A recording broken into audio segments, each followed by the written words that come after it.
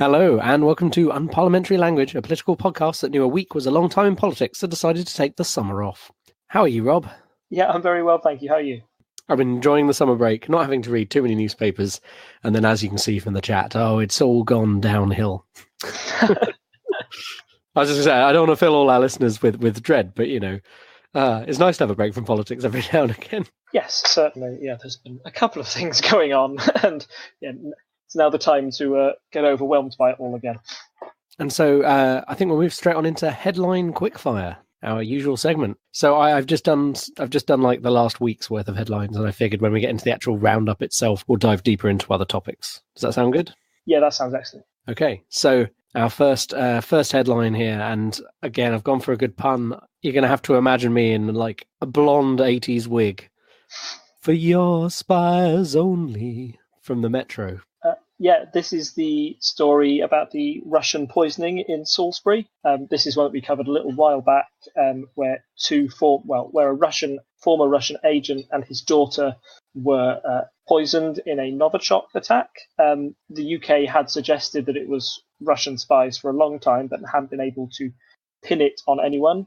Over the course of the summer, they identified two subjects which they thought had been responsible for the attack. The Russian response to this was kind of baffling.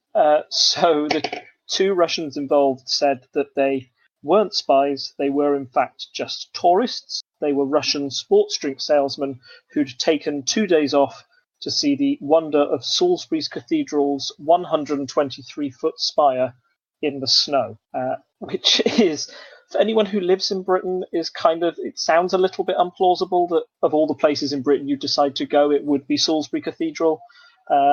And after that, they even did a interview with Russia Today where they gave even more facts on the subject. But to those listening, it sounded like they just had a quick look on the Wikipedia page for Salisbury and then dotted off a couple of facts that they knew. So that's the main story where we're at now. Putin has rejected Britain's side of the view, as you'd expect him to do, and has said that these were just tourists as well. So as far as the investigation goes, it's continuing, and we're yet to see an actual sort of end to that case. But it does seem even more certain than ever that Russia were behind the poisoning, and that if a conviction was to happen, then it would maybe spark an international crisis, or would certainly once again lessen the reputation of Russia in the sort of Western states as being a trustworthy partner. So, Anna, following on from that, in the Sunday Telegraph, we have Kremlin spies in crisis over Skripal, or Skripal, however you pronounce it. No, that just links to the other story, really. The fact that if this is the best defense that the Russian spies can come under, it's kind of put the reputation of other Russian spies in jeopardy. And I think there was even an article in the BBC that even people in Russia themselves were laughing at the Russian version of events, that they were just tourists. That's all I've really got to add on that Russian story. But once again, it's put sort of Russia's spying reputation straight in the spotlight, and has maybe lessened their reputation a little. So moving on into Brexit news, which unsurprisingly has been a lot of the summer. Carney warns cabinet of no-deal Brexit property crash in the Financial Times. And also, I suppose maybe these are all related. Should I just go through the three of them? Yes. So Carney warns cabinet of no-deal Brexit property crash in the Financial Times. Brexit blow to City as Deutsche steps up plan for shifting assets, also in the Financial Times. And Hammond, no deal will set Britain back a decade, from The Independent. All of these stories are linked to the fact that a no-deal Brexit looks increasingly likely for the UK as negotiations tend to stumble. And one of the biggest impacts of a no-deal Brexit would be on the UK economy. And these three stories sort of touch on it perfectly. So the first one, Carney warns cabinet of no-deal Brexit property crash, is from the head of the Bank of England, Mark Carney, who suggested that property prices, which have been quite high for quite some time in the UK, could crash as a result of Brexit. Now, a lot of people might say, oh, that's wonderful news, actually, for young people who are struggling to get on the property ladder. Now I can finally afford a house. However, what it would also lead to is probably those who already have a mortgage having to pay far higher rates, or being in negative equity, It would make borrowing a lot harder for those who are looking to buy a house. So the young people would still probably struggle to get the financial capital together, buy a house. And those that would probably profit most from a property crash would be those who already have the money, i.e. the super rich, who could then buy up the cheap property and rent it out. So I do think anyone who sees that as maybe as an opportunity, it might be a little short-sighted to seeing that as a long-term solution to the housing crisis. Moving on to the second one, just with the Deutsche Bank plans for shifting assets. This follows a couple of stories that we've had previously. I think there was an airline, I can't remember which one, who was moving their business from the UK to Ireland. We've also got more banks suggesting that they might relocate to Europe if there is a no deal, that would mean that they might struggle to do fair trading across Europe. All of these financial things kind of ties together in the last story that no deal would set Britain back a decade. It's been exactly a decade a couple of weeks ago from the financial crash in 2008 that caused huge damage and maybe damaged a generation for a while. So to see a crash of that scale and a crash that would be all our fault, not one that we could avoid, a result like that would be one that the Chancellor, Philip Hammond, would look to avoid and hopes that we can get a deal so we can not have a crash of that scale. So we'll move on to the Daily Mail with "That's Rich, Archbishop." This is the story that the Archbishop of Canterbury has been getting sort of more involved in politics than most religious leaders have in the past. He's been quite a vocal critic of the government, or at least their cuts to local services and the effect that that's having on the poor in Britain. He's also been quite critical of payday loan companies. So we've had companies like Wonga.com, which offer people quick credit, so you can borrow £1,000, but it's at an extortionately high rate. So you actually end up paying back. Some people have ended up paying back like £5,000 when they've just tried to borrow £1,000, and they've wanted that £5,000 back like a month later. Wonga has recently announced that they're going bust. They've been unable to sustain that business model. And as a result, the Archbishop has suggested that they may even purchase Wonga.com to offer fairer loans to people. So yes, our next headline, it's not all doom and gloom, I promise, but rail failings exposed by chaos over timetables in the Times. This was the admission by the Transport Secretary, Chris Grayling, that he had failed to significantly have oversight over the new timetables that came out and caused chaos, essentially, as the headline suggests. Many trains were cancelled.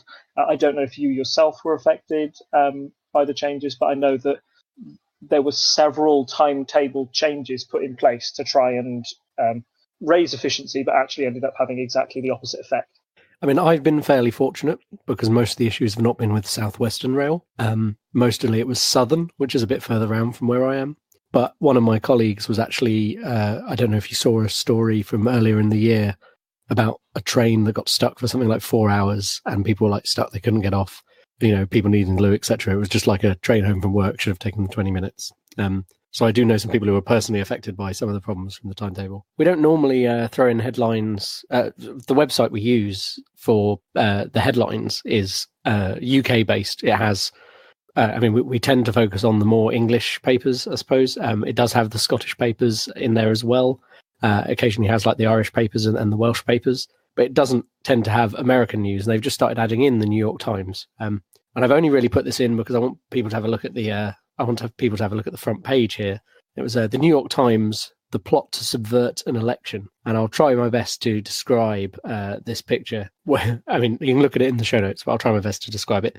It's Donald Trump's head, and then it's kind of peeled away a bit like a Matryoshka doll. And inside you have all the various people who've gone down through the Mueller inquiry. And in the center, the central Matryoshka doll is Putin's head just staring out at you.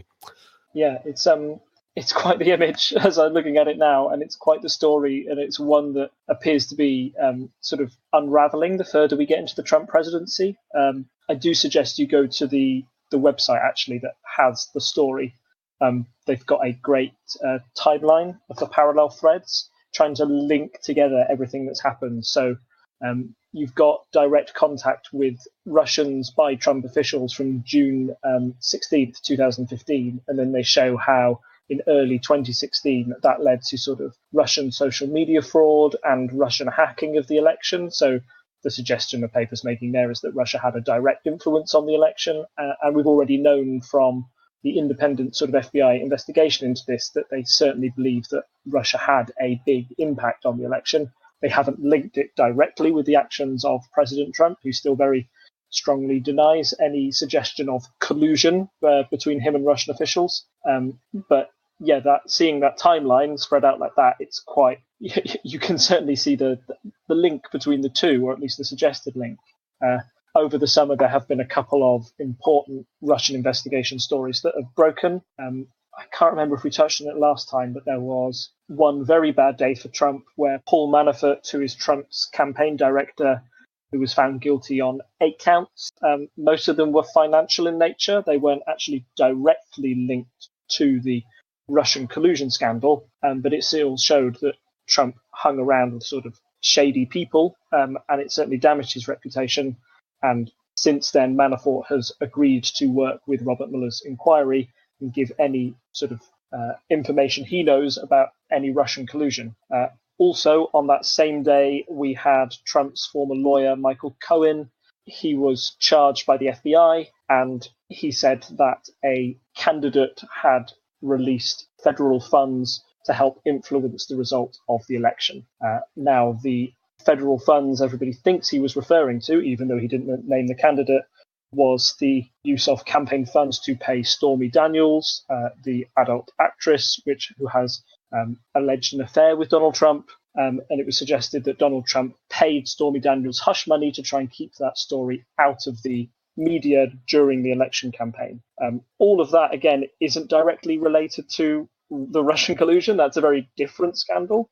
But again, it suggests that Trump is in trouble and that more could come out. And the more people that flick, the more people that give information to Mueller, the net seems to be closing in around Trump at the moment. I'm sure we'll have a chance in a future episode to cover some more of what's going on with Trump after we've had this kind of summer roundup. So I suppose a final thing I've got, because there's a lot going on with Brexit.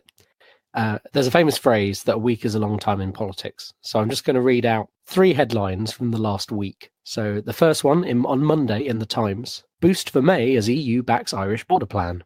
So that's, pretty good. Come Thursday, the Daily Telegraph: Chequers as dead as a dodo. And then on Saturday, we had May's finest hour in the Express. Although in fairness, the Guardian one was kind of more just a direct quote on that day, with "I have treated the EU with nothing but respect, and the UK expects the same." Yes, this is the ongoing story of Brexit negotiations. There were crunch talks in Salzburg this week that was meant to be an opportunity for the UK and other members of the EU to get together, discuss the PM's plan, which is commonly known as the Chequers Agreement, because it was agreed at the sort of prime ministerial residence in Chequers by her cabinet. That's our sort of blueprint for how we'd leave the European Union. We've talked about it a little bit in the past on previous episodes, but there were a lot of question marks over some controversial features, one of them being the Irish border, which seems to be the biggest sticking point.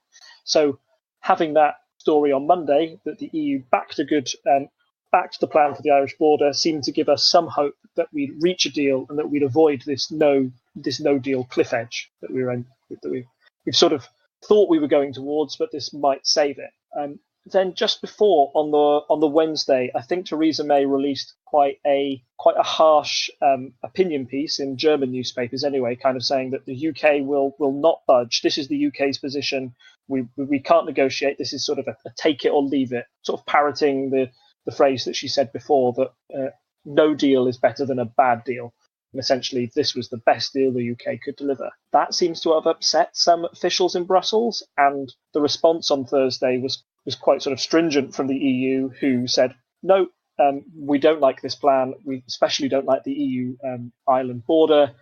We're going to throw it out. And I think there's an image on Donald Tusk's Instagram. And so Donald Tusk, who's the EU president at the moment, had a picture, which I will try to find now. Oh, is this the cake and cherries one? Yes, the cake and cherries, which is a image of him offering Theresa May a cake, and then saying a piece of cake perhaps, and then sorry, no cherries, which suggests that the UK can't just cherry pick the best bits of the EU that it wants. It must abide by those sort of four freedoms, those four pillars that we've discussed in the past of freedom of trade, freedom of movement, etc. So, yeah, it all seems to have blown up in May's face a little, which led to her response on Friday, which said, basically, I've treated the EU with nothing but respect. The UK expects the same, kind of saying that she was shocked to be rejected this soon. And many people were. I think the consensus in the political world was that Salzburg would be an opportunity to discuss differences. And if they were to reject anything, it would be later in October, closer to the final date. To be rejected now and to say to May, no, you've got to go back and redo this Chequers deal, a deal that sort of cost her many political allies, appears to make us feel weak and has sort of edged us closer towards a no deal. There's a graph online somewhere of the pound during Theresa May's speech where she said, I've treated the EU with nothing but respect, and it just goes down. It dips quite significantly. So this is kind of the ongoing story, the rumbling story that we've had through a lot of our podcasts recently, that the UK appears to be edging closer and closer towards a no-deal Brexit scenario, and this week certainly hasn't helped things. I know we talked about it previously on this podcast, that it was concerning to us how likely we thought it might be that we would end up in a no-deal situation. And I mean, you mentioned to me kind of the timeline for us really having to have a plan sorted before the Christmas break because of how votes go through in the European Parliament. So, yeah, it's worryingly close now. It's September. I tend to plan my calendar a few months out, and I feel like if you haven't got a plan for what you're actually doing, a few months before the thing, that is very concerning to me. Some people say, how much does politics affect their lives? And I'm not really whoever's in charge, it's still all the same stuff. But no, everybody will feel the effects of a no-deal Brexit if it happens. It will be really disruptive at the very least. So, yeah, fingers crossed, doesn't happen. But that's definitely yes. Let's tinge this with hope. We hope that doesn't happen. But I mean, there's some concerning stuff in the news at the moment, and we're back to cover it. So we'll see what happens. So I suppose that brings us on into our main topic, which is a summer roundup. We weren't quiet over the summer, but we weren't discussing the news. So I think you've broken this down by party. So shall we lead on straight into that? Yeah. So I've started with the Conservatives. I must admit, I'm not going to go on about this a lot because the Conservative story is sort of the story of the UK and Brexit, and it's been dominated by Brexit and how we'll get a deal past the EU. And as we've discussed, that's not really going well. The only thing I wanted to add is the fact that the Conservatives have this sort of interesting subplot that even though you've got Chequers through, and Chequers is not going to be, it looks like it's going to be rejected by the EU as too hard, too hard a Brexit, there are still those within the Conservative Party who want an even harder Brexit still. And the sort of poster child of that, we keep bringing him up, is Jacob Rees-Mogg, who heads the sort of benignly named European Research Group, which I feel if you just heard that and didn't know who was behind it, you'd just think, oh, that's a group led by the EU. They sound pretty sensible. But the European Research Group put forward their plan to say, we don't think that Chequers is good. This is what we do. And it was widely rejected by experts who sort of said that the plans were unworkable or that the economic figures, there was one, I've left a link to the BBC article. I hope that's the right one there. You can look at it in the show notes where the BBC says that this economist has said that we'll make this much money. However, if you like a deeper dive into this and read this summary from the Financial Times back in 2015, this economist is very much on his own about how he does his maths and where he thinks that the trade will come. So the Conservatives still have sort of division within their party. It's a little bit ironic that the hard Brexiteers, even though they've had the same time as the government to put forward their plan, were only able to put forward their exact idea of what Brexit was about 2 weeks after the Prime Minister had hers and two years in. So I don't think that they're sort of like serious about enacting that plan. But it certainly raised concerns that the Conservative Party may split if this Chequers deal fails. I think Theresa May has put a lot of personal energy into getting this deal through, and her reputation rests on if her idea of Brexit goes through or not. So you've got people like Boris Johnson and Jacob Rees-Mogg waiting in the wings to take over if anything does happen. On that note, Boris Johnson, what's been happening with him over the summer? Because he's managed to make a few headlines himself. Unfortunately, poor old Boris led to a split with his wife. His wife kicked him out, essentially, because it was alleged that he was sleeping with an aide. Boris Johnson's already got a bit of a reputation for sleeping around. He's known as Bonking Boris in some of the in some of the tabloids. So this did affect his image somewhat, and maybe put it on his official leadership credentials on the back burner. Although he appears fairly immune to a scandal, a little bit like President Trump in that way, not just in hairstyle, but also the fact that he can get away with anything. I don't know if the British public would accept somebody who's been so regularly in scandals and seems so out of favour with not just those sort of like within his party, but outside it as well. So yeah, that's the Conservatives at the moment. I think they're putting a brave face on things, but if anything was to happen, if this Brexit deal does blow up, then I can see them maybe not the party splitting, but certainly not leading with Theresa May into the next general election.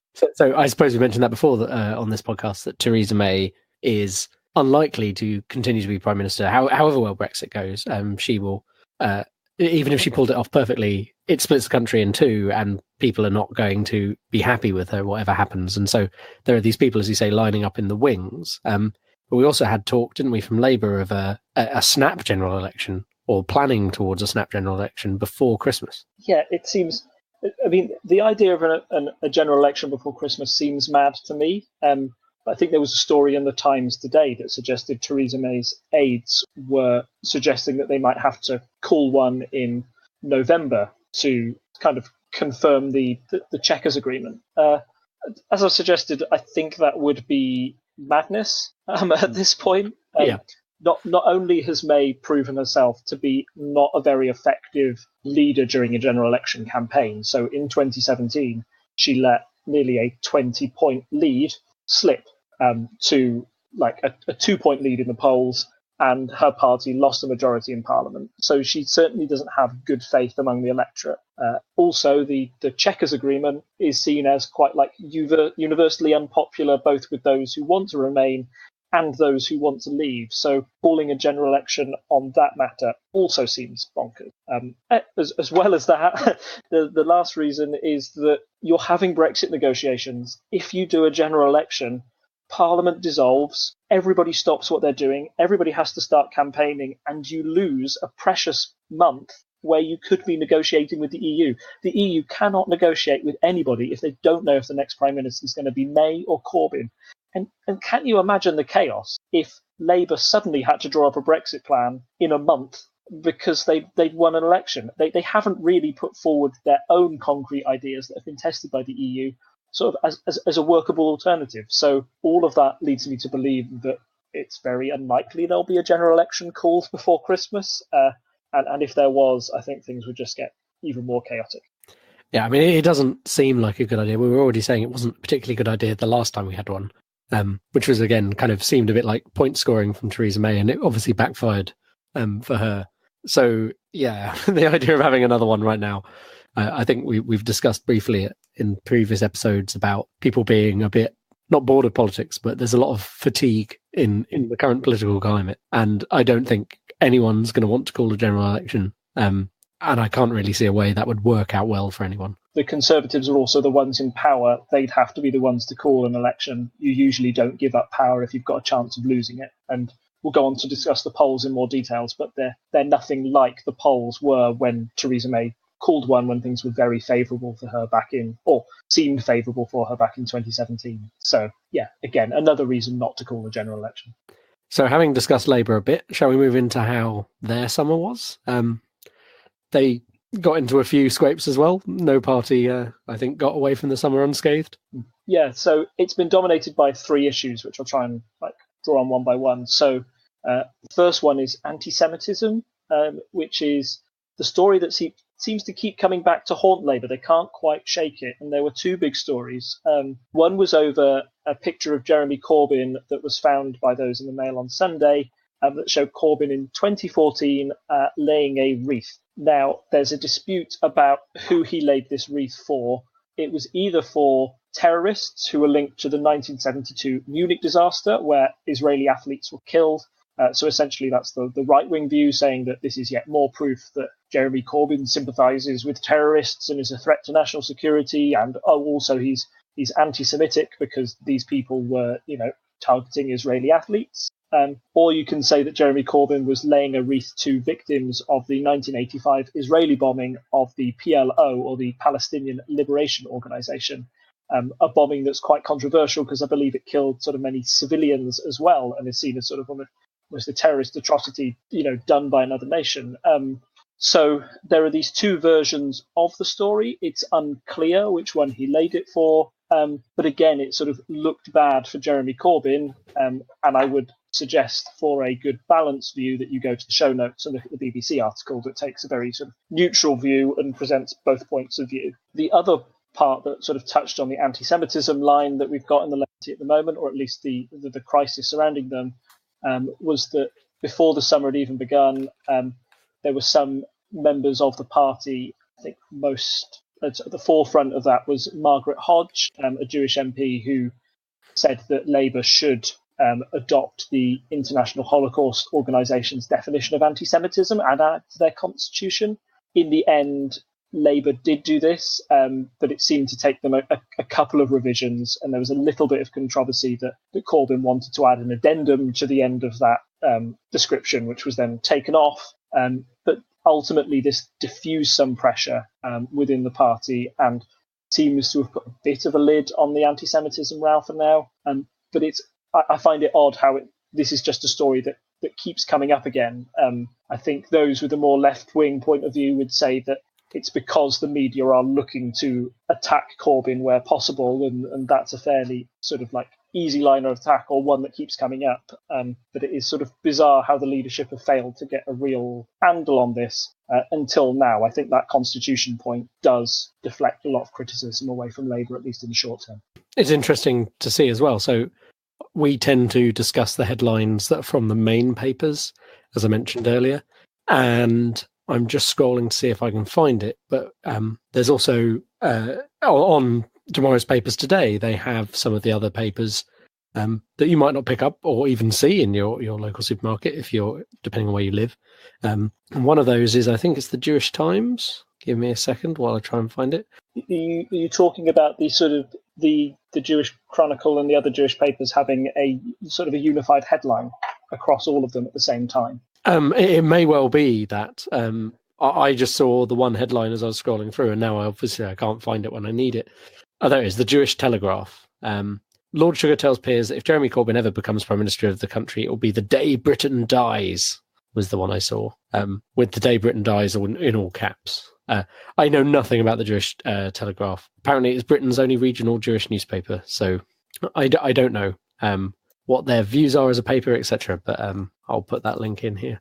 Yeah, it's a touchy subject, and one that's hard to understand and dig deep into, and one that I don't really fully understand as well. All I can sort of comment on is the perception that it's created around the Labour Party, which appears to be very negative, but it's based on sort of your views on Zionism and anti-Semitism and all of that, which I don't really understand, fully, and is a very sensitive topic to go and talk about. What I can say with some certainty is that it appears to have affected Labour's perception within the Jewish community.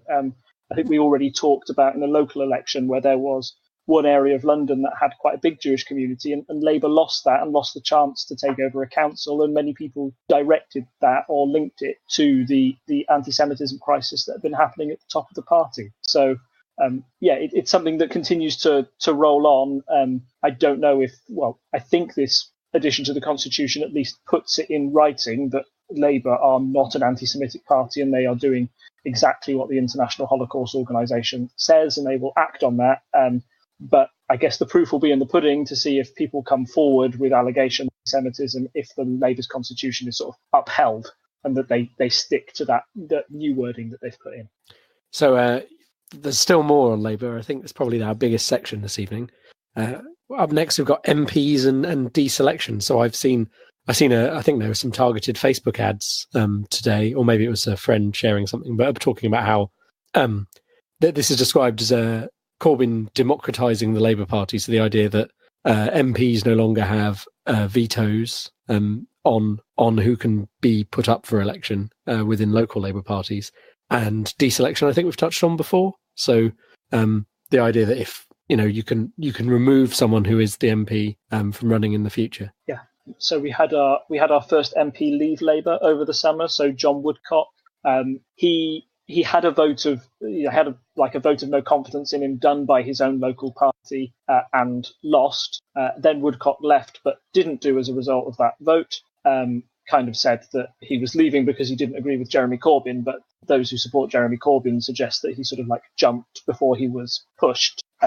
And one of the main reasons that they think John Woodcock was deselected by local members was because he's a supporter of a hard Brexit. He's one of the few Labour MPs who actually supports the government's policy to leave the EU, and his support for the government led to the Conservatives being able to pass parts of the Brexit bill that could have been defeated by Labour otherwise. So that might be one MP who deserved to be deselected, or at least has quite a tumultuous sort of relationship with his local party.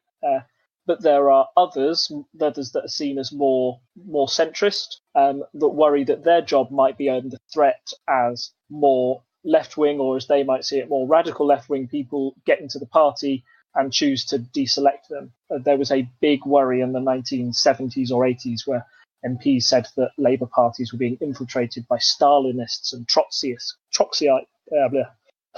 people who like Trotsky, basically, to force the party further to the left. And they worry that although those ideas are popular amongst the most politically active, that those might not be the views that the general public share. So that's the view of the central MPs who worry that their jobs are under threat. Those in the sort of momentum wing or the left wing, like Corbynites, are saying that these changes are needed to help it make it more democratic. That MPs shouldn't assume that they have a job for life, and that the Labour Party has changed a lot from 1997 to now, and that the policies of Blair have sort of been rejected by people, and people want more left-leaning MPs as well. Even today at the Labour Party conference, so breaking news just coming in, they've agreed to lower the threshold needed to sort of force a deselection of an MP. So it used to be 50%, but now that threshold has been reduced to 33%. Some were worried that there might be mandatory reselection before every election, so that it didn't require the local party to force this vote to happen. Just no matter what happened, every MP would have to go through an election before they stood for Parliament. But that suggested change failed. But it's still shown quite like a big shift for Labour, and suggests that they want to have more Corbyn-supporting MPs within the Labour Party. And then I suppose our final point, which has been the thread all night, Brexit. So, yeah, I'll try and keep this one short, but the main thing is that the Labour Party, despite being the opposition, still officially support the view that Britain should go ahead with Brexit. And maybe this view that we should still go ahead with Brexit, as we're edging closer and closer to a no deal, has got more and more unpopular, particularly amongst Labour members. And a recent poll said that 86% of members supported a second Brexit vote. So the idea that we could have another referendum to decide if we actually want to leave the EU or not. And 90% of members thought that Britain would get a bad deal if we continued ahead with the current course.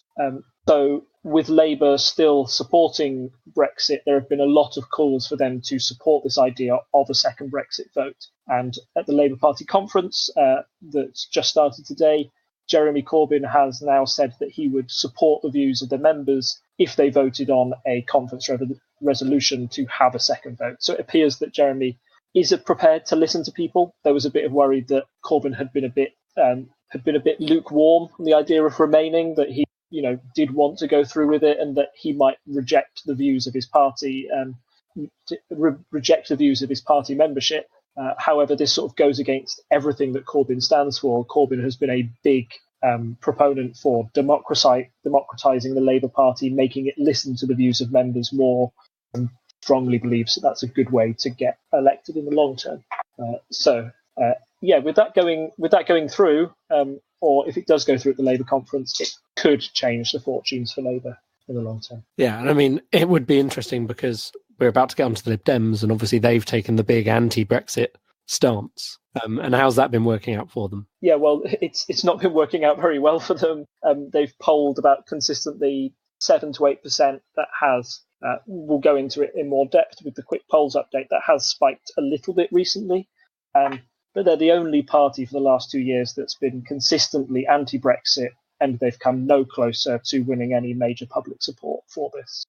So much in the fact that their current leader, Vince Cable, has agreed to step down at the end of the year, and has even suggested that a non-MP might become leader of the Lib Dems, which sort of highlights a couple of things to me.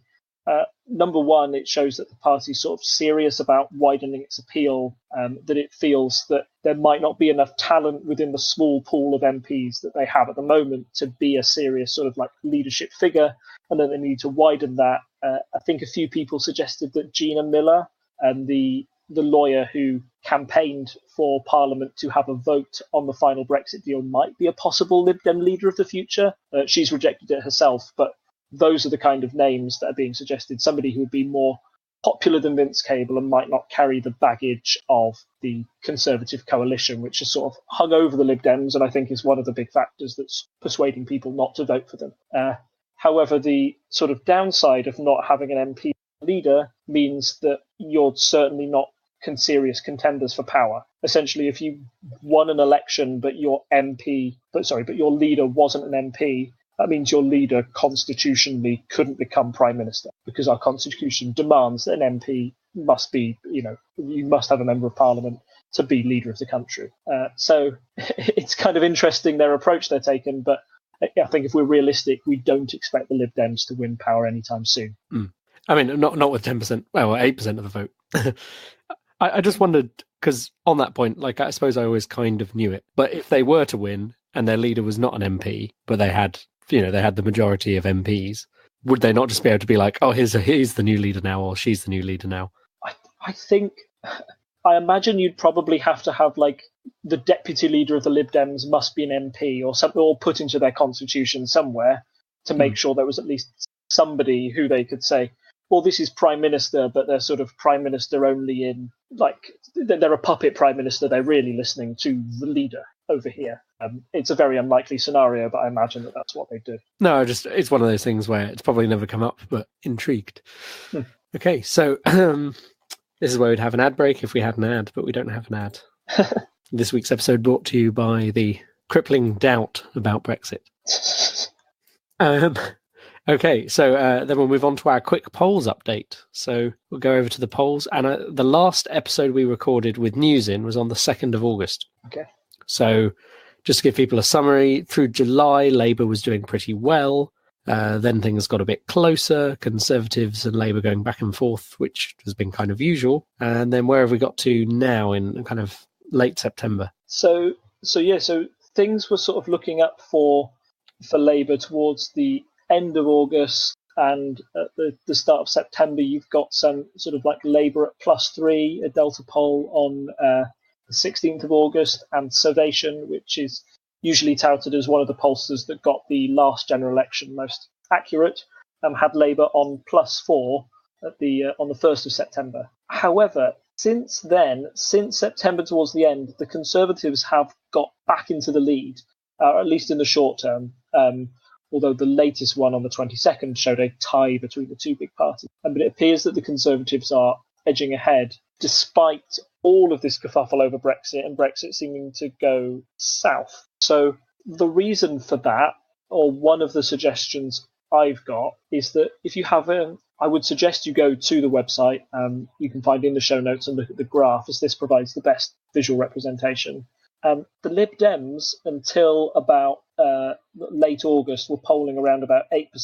Since then, they've sort of spiked up to almost 10%. And that seems to mirror the spike down in the Labour Party, which suggests to me that as a no-deal Brexit comes ever closer, people's desire to stop Brexit has risen. And the only party that was providing that option was the Lib Dems. That was until about yesterday, where Jeremy Corbyn said that he was open to the idea of a second Brexit referendum and would listen to members on the matter. So my suspicion is that the Labour Party might regain that support and might go above the Conservatives if they stop losing votes or losing support from the Lib Dems. I don't know what you feel about that.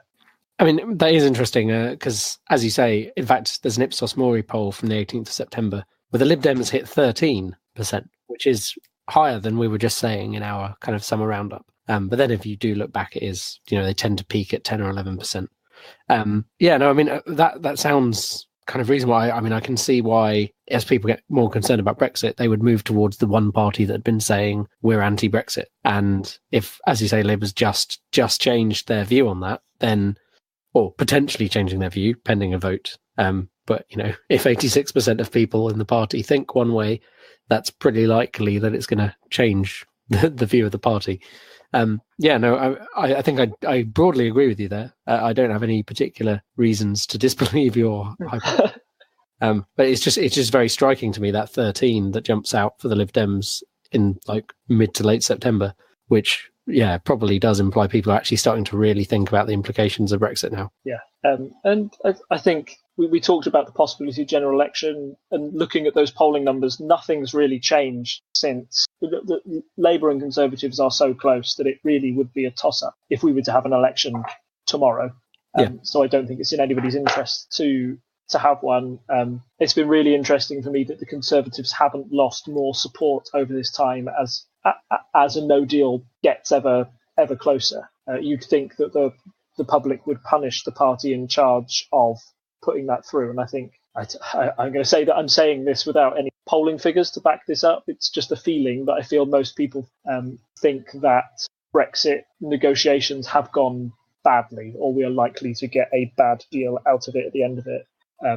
So you'd expect people to punish the Conservatives for that. But not seeing that is quite weird, and to see them still ahead or a tie kind of suggests that people still think they're the best option in the short term, at least. The percentage of people saying, was Britain right or wrong to leave the EU up until February 2018 was still fairly... it's slightly gone in favour of wrong to leave the EU. This from a BBC article that I'll post that came out in March. Obviously, that's not up to date. But I would say people were concerned. We raised some concerns on the podcast last year, or earlier this year, last political year, I suppose. It's like the school year. And then it has got more and more like our worst fears. And you can see, the graph in that link, you could draw a line and you could see it crosses probably around June, July 2017. But then it hasn't got there's still a strong, it still looks over 40% of people saying that Britain was right to vote to leave the EU. Oh, that's specifically to vote to leave the EU, as opposed to whether they want to stay. It looks like there would be quite a chunk more of did not vote people who would vote Remain now, based on several sources. But that's from March. It's not the most up-to-date polling data. But yes, no, I get what you mean. There is a general feeling that, this is going badly, or if not as badly as we thought it would, worse. Sorry to kind of end on a bit of a downer there. So before we wrap up, do you have a question for me? Because if not, I think we had a listener question in the chat. No question yet. No, I'm keen to answer that listener question. Let's go ahead with that. So the question was from our listener, Emily, what would you guys want to happen with the mess that is called Brexit? So, what do we think should happen now? Given that everything is going a bit pear-shaped. So personally, I'd want anything that would stop it going forward. One method would be a second vote, but I do fear that a lot of people are saying we should have a second vote, kind of assuming that Remain would win. But I'm not convinced by that argument at all. If anything, I think it would. I've spoken, this is very anecdotal, but I spoke to my father the other day who suggested that he would double down on what he thought the first time, even if it did mean that we'd head towards a no deal, because it would be seen sort of as going against, we can't just change our minds. We've got to go through with it now. Like we decided, that kind of aspect. And I think it still would be so close. That we'd really run the risk of losing a second time. And if you lose a second time, no going back from that, definitely. So my kind of realistic hope at the moment is that we at least have an extension to the Article 50 process, that we're allowed to rumble on for maybe 2 more years or another year, or that the EU tries to extend the process, anything to avoid a no deal, because no deal is something that really concerns me with the economic impact that it could have and the social impact it could have. What do you think about it? Are you of a similar mind? Or I suppose, yes, similar. I mean, so I still think when it comes down to it, the fact that it was like 52 to 48%, I think you could reasonably go back now and say, look, we're not having a second referendum for the reasons you've mentioned. And you say, look, 52 to 48%, that's really close. And yeah, we shouldn't have done it. Someone needs to essentially apologize and say that was a bad idea. But like now we're far enough from it that you can basically blame it on Cameron. He's not a politician anymore. And, I think that's how if you were trying to do the damage control, that's how you deflect it. You'd be like, oh, well, it was someone else's fault. Are you suggesting we do the very British thing of just pretending it didn't happen, that it was a bit socially awkward and we all move on? Essentially, I think that's the thing. Like, as you say, that having a second vote is as risky as having the first vote was, especially if, as you say, people double down.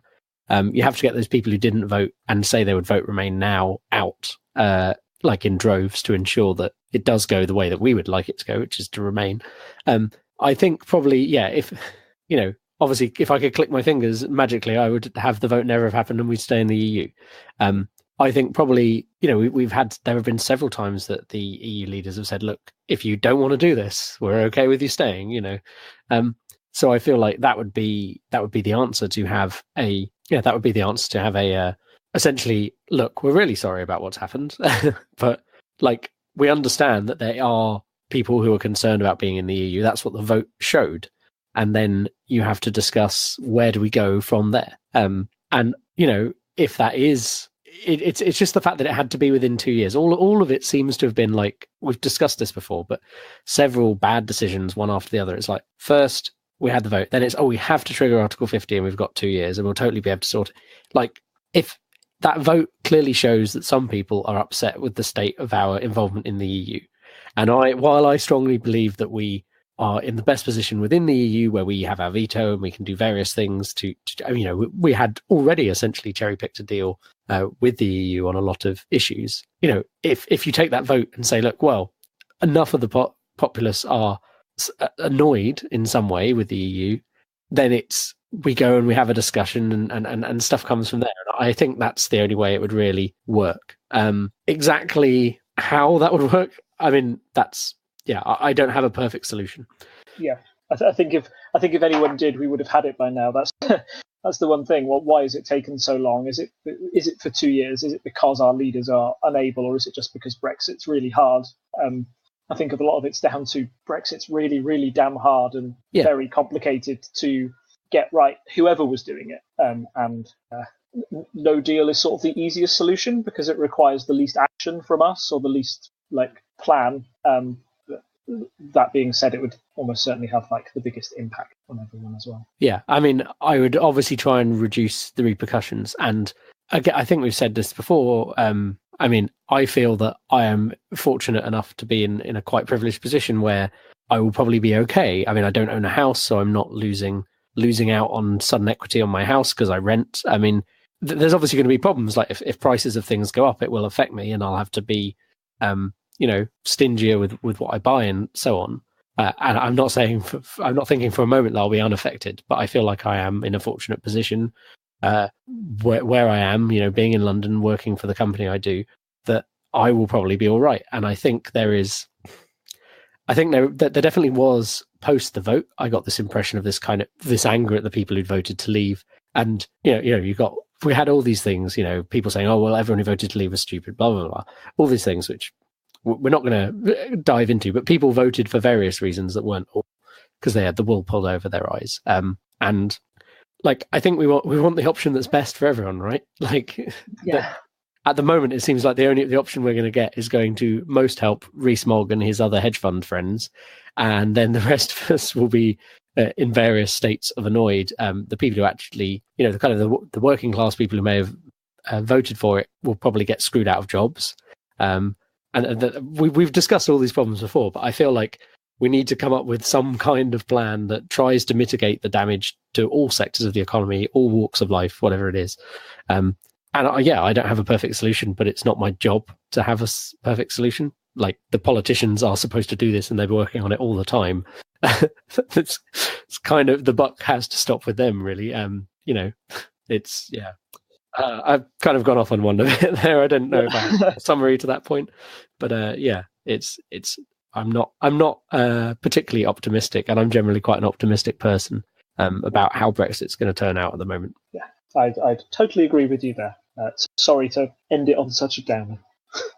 This is why one of the podcasts I listen to has the fuzzy puppy update, as they call it, which is always at the end. So however sad you get, they've got something to lift your spirits.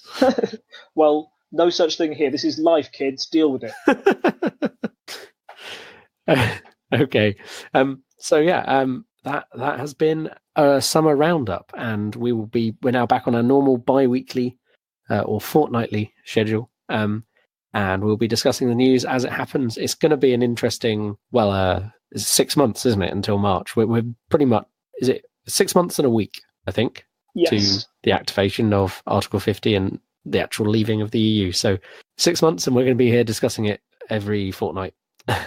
We'll see how that goes. Until the end of time, I think we'll be discussing Brexit. Or at least I can't think of the last time I didn't have to discuss Brexit on something, because you think it's going to go away and then it just keeps rearing its ugly head again. As you say, we mentioned it before, that it's going to affect everything in British politics up to it happening and beyond for a long time. And I'm sure, even in 20 years, people will be going, oh, well, because of Brexit, blah, blah, blah. So, yes, it's going to be an interesting ride. I hope we don't depress anyone too much discussing it. Thank you for joining me, as always, Rob. Always appreciate your insight. If you enjoyed the audience question this week, you can join us on Discord. There's a link in the show notes, allow you to come in and listen to the show as it's being recorded, and we can take audience questions that way. You can also find us on Twitter at Unparl Podcast. You can find us on Facebook at Unparliamentary Language. You can find us on Reddit at /r/unparliamentary. And of course, you can find us on the website where you can read the show notes at parliamentary.observer. And also, this is probably going to be announced here. I need to start making some short videos to share there, because there's only a minute limit. But we now have at Unparl Podcast on Instagram as well, which will be linked to our Facebook page. So I'm going to try and do more of these kind of short form snippet videos because people seem to have reacted well to them on Facebook. But at the moment, they're like 4 or 5 minute outtakes. Outtakes will appear there and also on our YouTube channel. I have a YouTube channel that I've had for a while, and I'm putting all of the podcasts up there on YouTube as well if you can't listen to them via a podcast app for whatever reason. There are many places you can find us. Give us some feedback. We'll just keep discussing the news. And I suppose... sorry, is there something you want to add? The only thing I'd like to add is that, I really enjoy the audience question, and I'd say that you don't feel you have to be listening to the podcast. If you're unable to, or if there's something that comes up in those 2 weeks, if you leave a question for us or drop a link in the Discord server that we can have a look at during that time, then I'll do my best to answer it, give our opinion on a certain aspect as well at the end of each podcast. I think that would be a really good way to drive audience content. Yeah, tweet at us, put it on the Facebook page, wherever you can find us, comment on the website, all of those work. You can also email us at unparliamentary@tinkertailorsoldiersponge.com, which is a thing I don't think I've said out on the podcast before. Won't put that in the show notes because spam bots come and troll things if you put them in text, email addresses in text on the internet. But yes, you can email us at unparliamentary@tinkertailorsoldiersponge.com. And of course, my usual plug for our Patreon at patreon.com/TTSS, where if we get enough money, we'll be able to buy Rob a new microphone so you can enjoy his dulcet tones in even better quality. Cool. So I think it's good night from me. It's good night from him. Bye. Bye. Bye. Bye. You can also find us on Twitter at sorry, I kind of spat into the microphone there.